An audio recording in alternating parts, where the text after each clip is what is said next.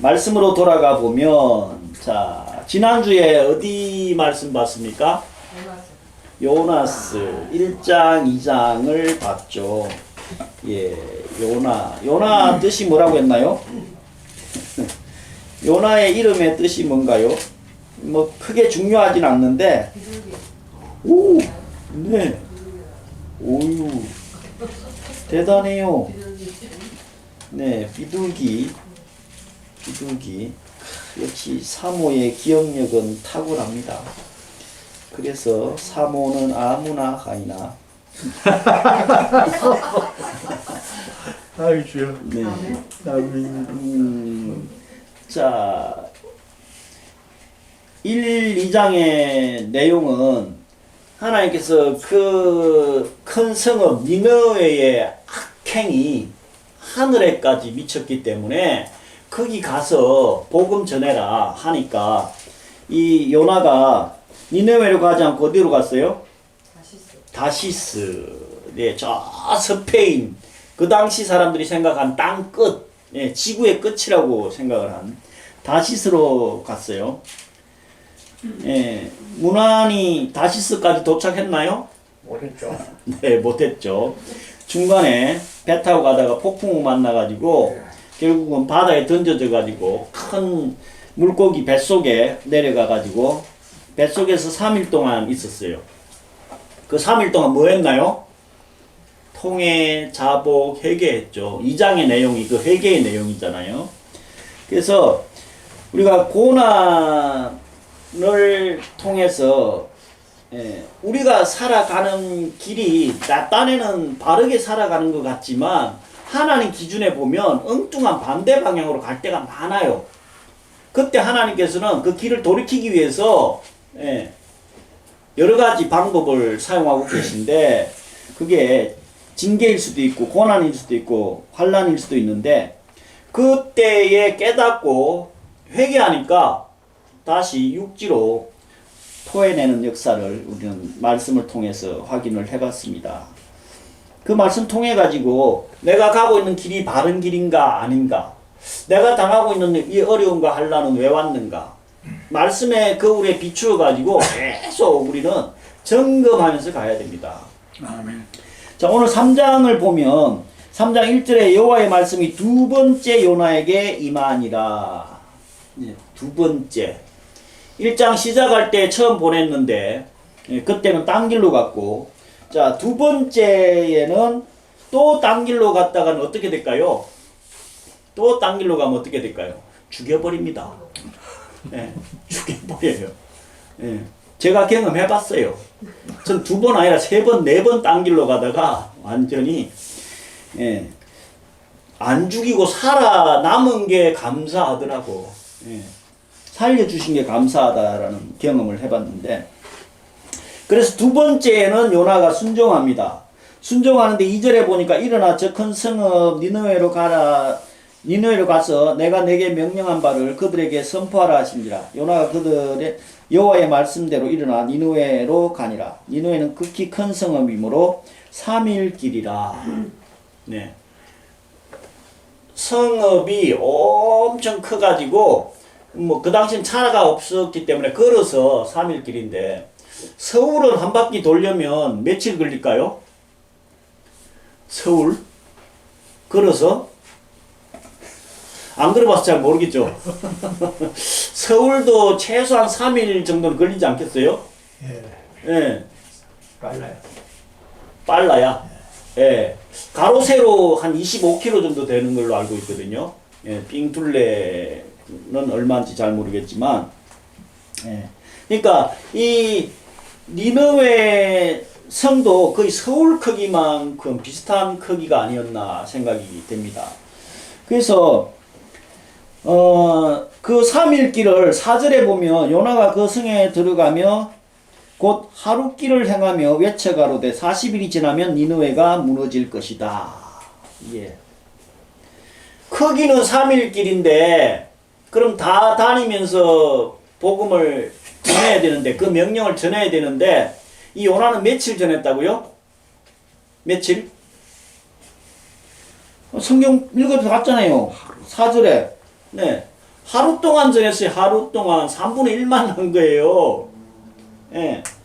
그러면 이 말씀 보면 어떤 마음이 듭니까? 알 수 있나요? 대충 했다는 얘기예요. 대충.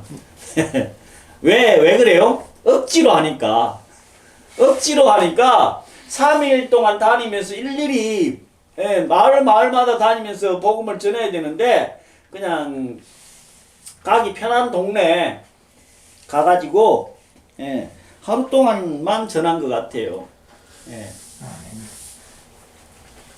하루라도 해야 되는데 우리는 하루도 안 해, 전도를. 특히 목사인 제가 그래요. 이게 큰일이더라고. 그 장로님이 지난주에 그 전도에 관한 정말로 좋은 내용을 우리 단톡에 올려주셨잖아요. 그날이라도 내가 막 그 말씀 읽고 얼마나 반성을 하고 그날 막 전도지 준비하고 오늘부터는 진짜 전도해야지. 그 문자 답글까지 올렸잖아요. 이제 진짜로 날도 선선하고 전도하기 딱 좋은 날 아니에요? 전도하기 딱 좋은 나이 아니에요? 이제 전도에 좀 매진을 해야 될 것 같아요. 그게 우리 사명이에요. 요나에게 명령하고 맡긴 사명이 바로 전도거든요. 그 전도의 내용이 뭐예요? 40일 지나면 이 니느웨 성이 멸망한다는 거예요. 하나님께서 징계를 내려서 멸망시켜버린다는 거예요. 이런 경험이 언제 또 있었어요? 성경에 여러 부분 나와 있죠. 제일 대표적인 게 뭐예요? 노아 시대 아닙니까? 노아 시대. 니들이 회개하지 않으면, 하나님 품으로 돌아오지 않으면, 하나님 뜻대로 살지 않으면 물로 심판할 거다. 그래서 그대로 심판하셨어요. 그대로 행했어요. 또 소돔과 고모라 마찬가지. 아예 유황불을 내려서, 그건 역사적인 근거가 다 있잖아요. 저 이스라엘 가보면요, 그 소돔과 고모라 그 지역에 완전히 그냥 소금 기둥 돼가지고 있는 롯의 안에도 있어요. 지금도. 사람들이 이게 그냥 지금 당장에 안 일어나니까 믿지를 않아. 성경의 핵심 내용이 뭐예요? 마지막 계시록의 내용이 뭐예요? 40일이 아니라 40년 정도 지나면 제 느낌에는 40년 정도 지나면 하나님께서 재림이 오실 것 같아. 이것도 잘못하면 또 이단으로 또 제 느낌이라는 거예요. 우리 홍 집사님 촬영 잘하고 계시죠. 아니면 40년이 안 갈 수도 있어. 4년 후에도 될 수도 있어. 이 대한민국은 이 상태로 가면 그러지 않겠어요? 그래서 이 40일 후에 니느웨가 멸망할 거라는 이야기를 누가 듣습니까? 백성들이 듣고 왕이 들어요. 왕이 그래서 왕복을 벗고 굵은 벼옷 입고 조서를 내려가지고 온 국민들은 전부 다 금식하면서 짐승까지도 물도 마시지 말라고 한 거예요. 철저하게 통회, 자복, 회개한 거예요. 제가 이 말씀 보면서 이 왕은 참 순진한 왕인지 착한 왕인지, 이 왕 이름이요 아수르단 3세래요. 그 당시 아수르단 3세라고 하는 이 왕이 이렇게 그 타국에서 온 선지자 요나가 하루길 대충 전했는데도 이렇게 쉽게 통해 자복을 할 수 있었을까? 그 생각이 들었는데 아니나 다를까 그만한 상황이 있었더라고요. 무슨 상황이었냐면 이 아수르단 3세가 다스릴 때에 그 장군 중에 한 명이 반란을 일으켰어요. 역모를 일으킨 거지. 물론 실패했어요. 그 당시 뭐 역모 많았잖아요. 또 BC 765년경에요. 코로나가 거기도 창궐 했어요. 코로나는 아니지만 팬데믹, 전염병. 옛날에는 전염병 한번 휩쓸어 버리면 옛날 유럽의 흑사병으로 인해 갖고 유럽의 인구가 3분의 1이 다 죽어버렸잖아요. 예. 이 전염병이 정말 무서운 거거든요. 지금 코로나로 죽은 사람이 몇 명 정도 될까요? 통계가 거의 안 나오는데 감염된 사람들은 수억 명이고요. 그죠? 죽은 사람도 제 느낌에는 중국 통계가 완전 엉망이고 일본도 통계가 잘못됐다고 어제 뉴스 나오더만 숫자 발표 잘못했다고. 예. 한 1억 명 가까이 죽지 않았을까 하는 생각이 드는데 그 당시에도 전염병이 창궐해가지고 나라가 막 엄청 어려운 상황이 됐었어요. 그거 또 더 중요한 일이 있었는데 BC 763년 6월 15일 날이요. 계기 일식이 있었대요. 야, 요즘 세상 좋지 않아요? 벌써 거의 3000년 전쯤에 있었던 계기 일식 날짜까지 정확하게, 예. 그 당시에 사람들은요, 이 계기 일식이라는 개념이 없었기 때문에 태양이 가려지잖아요. 그러면 이건 신의 진노와 신의 경고다라고 어마어마한 공포심을 느꼈다는 거예요. 왜냐하면 대부분 태양신을 섬겼거든요. 근데 그 태양이 시커멓게 아주 그냥 빛을 잃어버렸어. 가려져 버렸어. 그러니까 이 계기 일식이 있었기 때문에 난란도 있었고 전염병도 있었고 그래서 이 아수르 제국이 어마어마한 그 전력을 가지고 온 나라들 침범하고 쫓아다니다가 이런 일들 때문에 아예 그 원정을 중단하고 있던 그 상황에 요나가 3일길을 대충 하루 정도만 외쳤는데도 왕이, 예, 위기의식을 느끼고 바로 왕복 벗고 굵은 벼옷 입고 금식하면서 아예 동물까지도 전부 다 철저하게 회개를 하라고 명령을 한 거예요. 예. 그래서 오늘 10절의 말씀, 하나님이 그들의 행한 것 곧 그 악한 길에서 돌이켜 떠난 것을 감찰하시고 뜻을 돌이키사 그들에게 내리라고 말씀하신 재앙을 내리지 아니하시니라. 요나스의 별명이 뭔지 압니까? 이 3장 10절의 내용 때문에 별명이 있어요. 이 별명이 뭐냐면은요, 구약의 복음서라고 하는 거예요. 구약의 복음서. 네. 우리 인생들이 그 악한 길에서 돌이켜 떠난 것을 감찰하시고 하나님의 뜻을 돌이키사 그들에게 내리라고 말씀하신 재앙을 내리지 아니했다. 네. 하나님은 이런 분이라니까요. 철저하게 통회 자복하고 회개하면 징계를 계획했더라도, 네, 철회하시는 분이라니까요. 신약에서는 어디까지, 네, 오늘 마태복음 지금 12장 봤지만 지난 2장에서, 네, 요나의 표적 밖에 보일 게 없다라고 말씀한 그 예수님께서 십자가 지시고 3일 만에 부활할 것을 예표로 주신 내용이거든요. 네. 철의 정도가 아니라 아예 우리를 위해서 대속, 속량, 죄값을 대신 치러주기까지 사랑해 주시는 분이라니까요.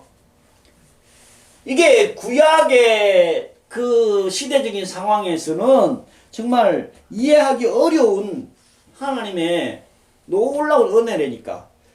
이게 지금 4장에 가가지고는요, 요나가 불만을 아예 노골적으로 드러냅니다. 예, 4장 1절에 요나가 심히 싫어해갖고 화가 잔뜩 났다는 거예요. 예.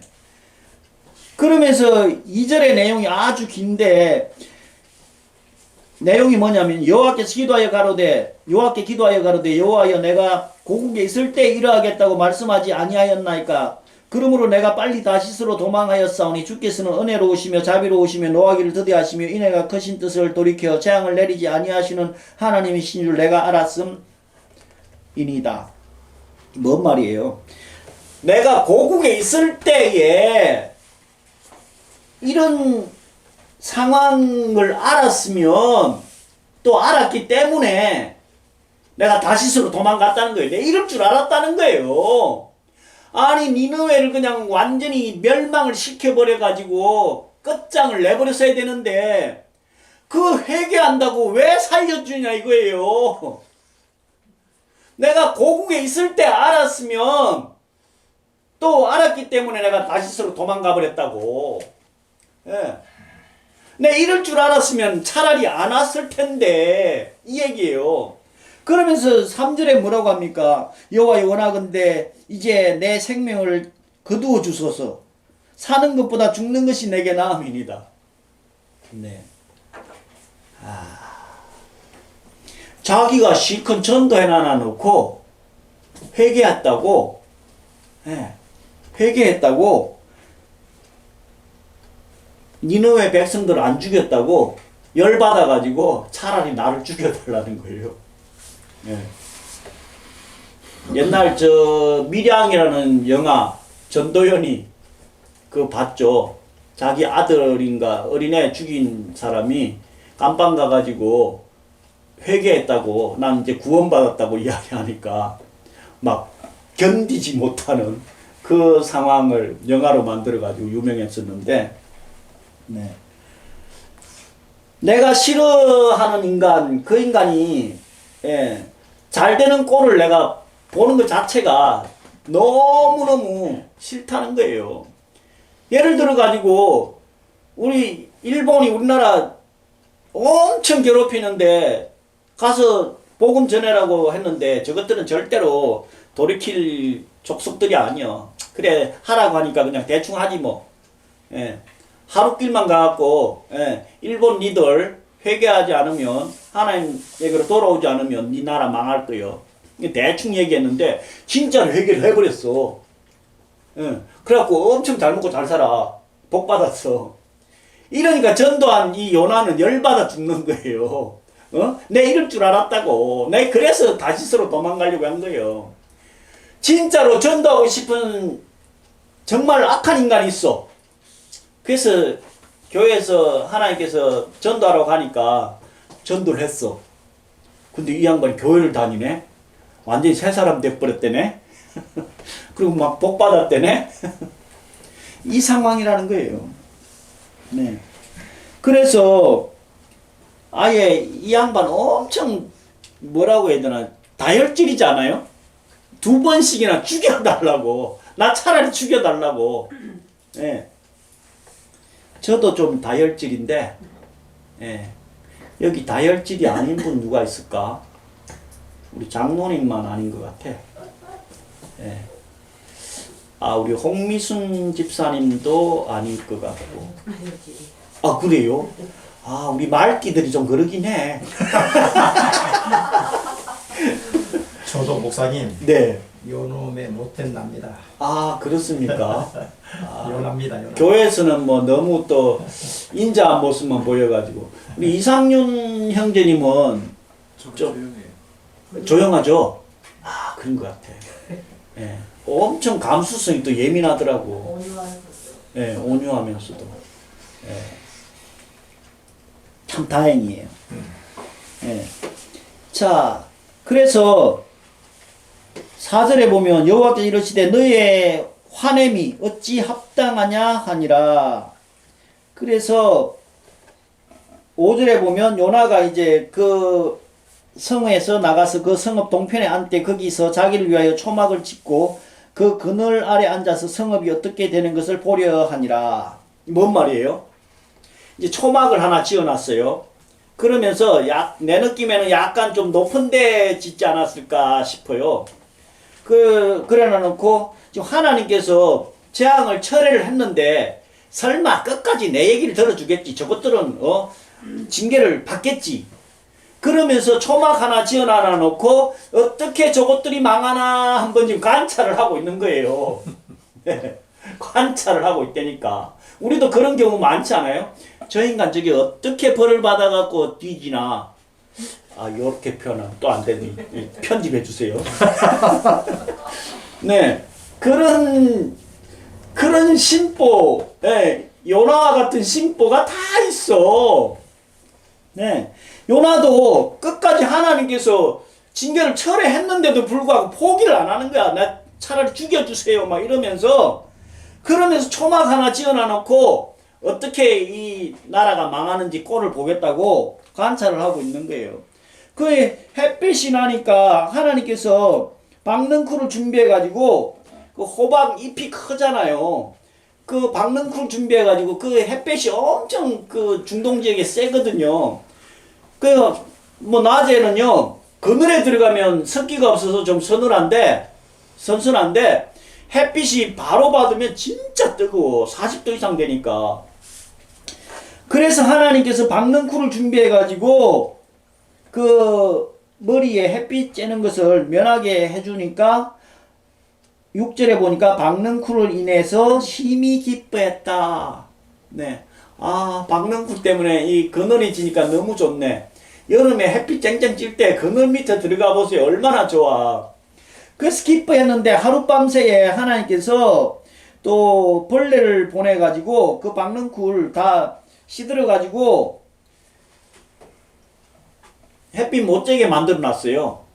그러니까 또 8절에 보니까 해가 뜰 때 하나님이 뜨거운 동풍을 준비하셨고 해는 요나의 머리에 쬐매 요나가 혼곤했다. 옛날 성경은 스스로 혼곤함에 스스로 죽기를 구하여 가로되 사는 것보다 죽는 게 내게 나았습니다. 네, 햇빛 좀 그거 박능쿨 때문에 좋았는데 이것마저도 거두고 가시니까 머리카락이 조금 요나가 적었던 것 같기도 해. 우리 오세복 안순이 집사님처럼 그 모자를 하나 썼으면 딱 좋았을 텐데 요나가 그 당시 모자가 없었나 봐. 그래가지고 완전히 햇빛 바로 쬐니까 엄청 뜨겁죠. 그 차라리 또 죽여달라는 거예요. 또 죽여달라고. 그 햇빛도 내 못 찌게 하냐고. 아니 그늘 못 막아주냐고. 그 박능쿨 왜 없앴냐고. 이렇게 또 따진다니까요. 그래서 하나님께서 아주 중요한 말씀을 합니다. 10절에 보면 여호와께서 가라사대 내가 수고도 아니하였고 배양도 아니하였고 하룻밤에 났다가 하룻밤에 망한 이 박능쿨을 내가 아끼거든. 하물며 이 큰 성읍 니느웨에 좌우를 분별하지 못하는 자가 12만 명이요 육축도 많이 있나니 내가 아끼는 것이 어찌 합당치 아니하냐. 너는 지금 박능쿨 그거 하나 없어진 거 가지고 나한테 따지고 있는데 이 니느웨 성에 좌우를 분별하지 못하는 자가 12만 명이나 있다는 거예요.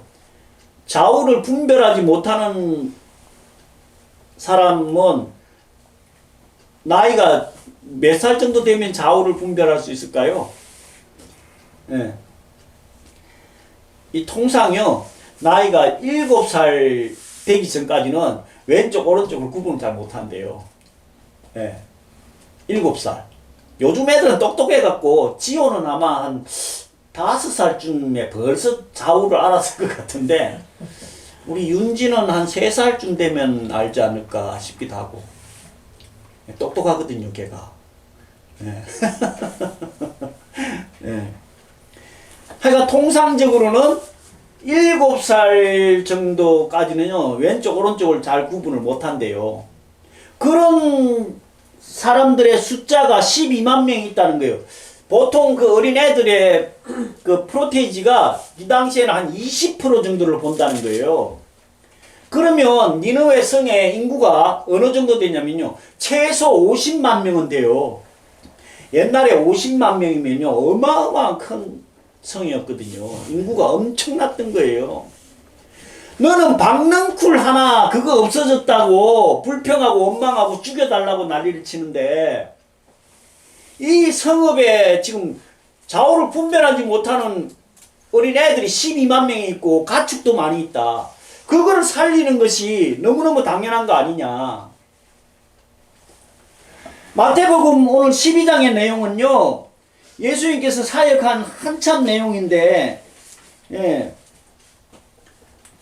이삭이 제자들이 안식일날 이삭 잘라 먹은 거 갖고 시비 걸고, 한쪽 편 손 많은 사람 치유한 거 가지고 시비 걸고, 귀신 들려갖고 눈 멀고 벙어리 된 사람 치유한 내용, 이런 내용들을 쭉 말씀하면서 그들이 지켜봤거든요. 그때 바리새인들하고 서기관들이 와가지고 또 자기들은 못 봤다 이거야. 그래 와가지고 예수님한테 와갖고 표적 좀 또 보여달라는 거예요. 표적. 예. 그때 예수님께서 무슨 말씀하십니까? 악하고 음란한 세대가 표적을 구하는데 내가 요나의 표적밖에는 보일 것이 없다. 예.